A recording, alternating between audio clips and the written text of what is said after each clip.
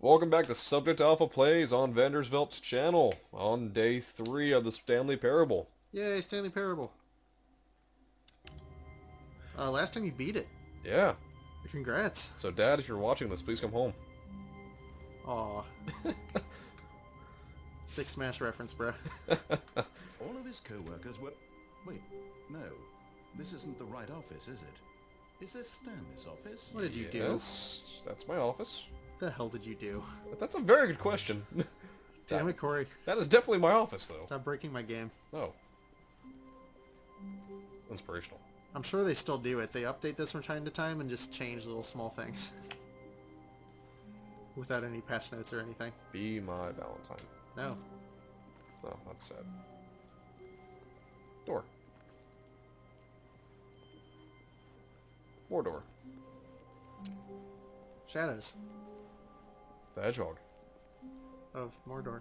When Stanley came to a set of 2 open doors, he entered the door on his left. Well now. It's time to be a rebel again. Uh-oh. This was not the correct way to the meeting room, and Stanley knew it perfectly well. Perhaps he wanted to stop by the employee lounge first, just to admire it. Abso-freaking-lutely. I love this place. Yay, Yes, the employer lounge. This room. What a beautiful room. What a gorgeous, gorgeous room. Woo! Thank goodness Stanley had taken this detour on his way to the meeting room. Life without having experienced this room was now too horrible even to consider. Alright, I feel like this says something. See, there used to be a zoom in button. And it would let you read things like this. They got rid of it. I can't really make it out that well. Yes, really, really worth it being here in the room. A room so utterly captivating that even though all your co-workers have mysteriously vanished, here you sit looking at these chairs and some paintings. Really worth it. I assume people might have been using it to like go through walls and whatnot. I can't imagine why else they would have gotten rid of it. It lets you read the papers and whatnot, At which this point, Stanley's had pretty good obsession rating with on this him. room bordered on creepy and reflected poorly on his overall personality. It's possible that this is why everyone left. God damn. But at last, he'd had enough of the amazing room and took the first open door on his left to get back to business. Alright. Damn it. And so he detoured through the maintenance section, walked straight ahead to the opposite door, and got back on track. Damn it! So what are we doing this time, Stanley? I don't know.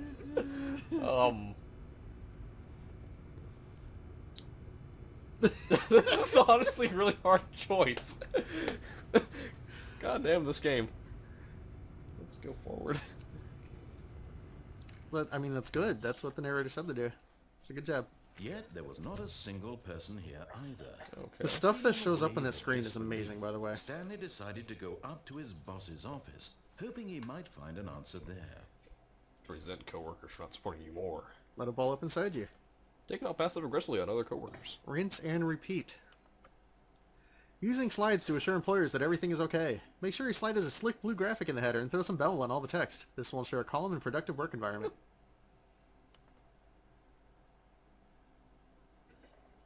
Everything is awesome. Everything's cool when you're part of a team. Everything is awesome. Except for you. Oh.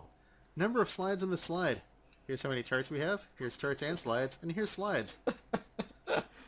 Anyway, this game's freaking awesome. I started singing Everything is awesome because it Stanley seemed to just fit. stood there doing nothing at all. He seems to think I Right? have nothing better to do with my time than to sit around and describe I every was showing you fascinating what little he was detail saying. of his inability to do anything. Oh, This is shut why up, GLaDOS. Stanley and I are on such good terms. Coming to a staircase, Stanley walked upstairs to his boss's office. You know what? Screw you. Uh-oh. You know he doesn't like it when you don't listen. I'm a rapper, I'm a rebel. 2 middle fingers in the air. But Stanley Hi, just Dorian. couldn't do it. He considered the possibility of facing his boss, admitting he had left his post during Something? work hours. He might be fired for that. And in such a competitive economy, why had he taken that risk? All because he believed everyone had vanished. His boss would think he was crazy.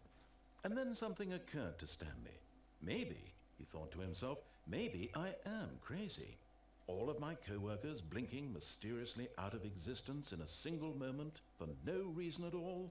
None of it made any logical sense. And as Stanley pondered this, he began to make other strange observations. There's a fucking For car in the example, building. Why couldn't he see his feet? Well, you when went he down to the looked parking down? area. Why did doors close automatically behind him wherever he went? And for that matter, these rooms were starting to look pretty familiar. Were they simply repeating? No, Stanley said to himself, this is all too strange. This can't be real. And at last, he came to the conclusion that had been on the tip of his tongue. He just hadn't found the words for it. I'm dreaming, he yelled. This is all a dream. Well, that's comforting. Yes. What relief Stanley felt to have finally found an answer, an explanation. His co-workers weren't actually gone. He wasn't going to lose his job. He wasn't crazy after all. And he thought to himself, I suppose I'll wake up soon.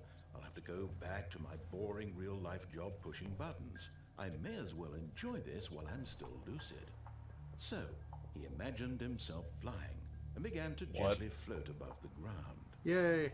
Then he imagined himself soaring through space on a magical starfield, and it too appeared. It What? was so much fun, and Stanley marveled that he had still Cat. not woken up.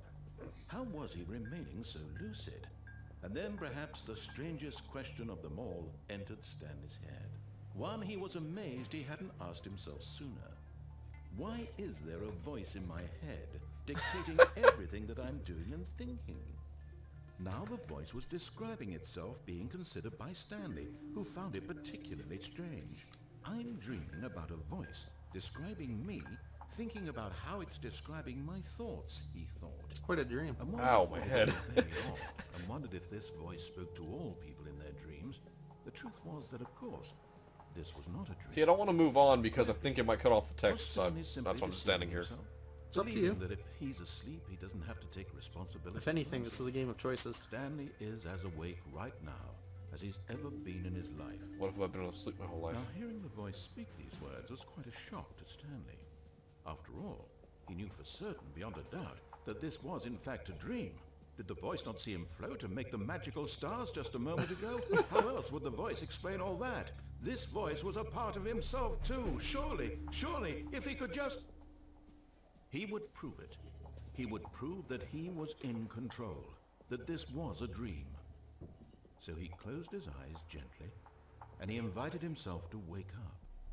He felt the cool weight of the blanket on his skin, the press of the mattress on his back, the fresh air of a world outside this one. Let me wake up, Well, that's he nice. thought to himself. Very. I'm through with this dream. I wish it to be over. Let me go back to my job.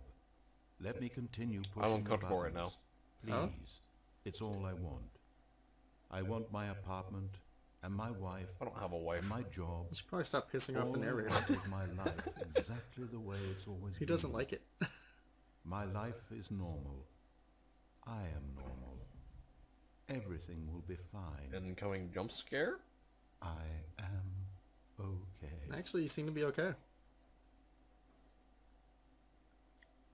Shit. Stanley began screaming. Please, someone, wake me up. My name is Stanley. I have a boss. I have an office. I am real. Please, just someone tell me I am real. I must be real. I must be. Can anyone hear my voice? Who am I? Who am I? And everything went black. Okay. What did you do? I don't know. I Why don't you know keep what- messing things up? This is the story of a woman named Mariella. Now what have you done? What? Mariella woke up on a day like any other. She arose, got dressed, gathered her belongings, and walked to her place of work. Oh dear. But on this particular day, her walk was interrupted by the body of a man who had stumbled through town talking and screaming to himself, and then collapsed dead on the sidewalk. And although she would soon turn to go call for an ambulance, for just a few brief moments... This is she so dark considered right the here. strange Yes! No. he was That's obviously crazy. This much she knew. Everyone knows what crazy people look like. And in that moment, she thought to herself how lucky she was to be normal. I am sane. I am in control of my mind. Oh no. I know what is real and what isn't. It was comforting to think this, and in a certain way, seeing this man made her feel better. But then she remembered the meeting she had scheduled for that day. the very important people whose impressions of her would affect her career, and by extension, the rest of her life. She had no time for this, so it was only a moment that she stood there, staring down at the body. And then she turned and ran. And that's about how things go. Okay. I love this game.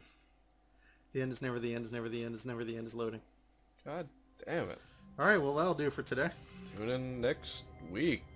Day. Tune in tomorrow. Yeah. Here, pause for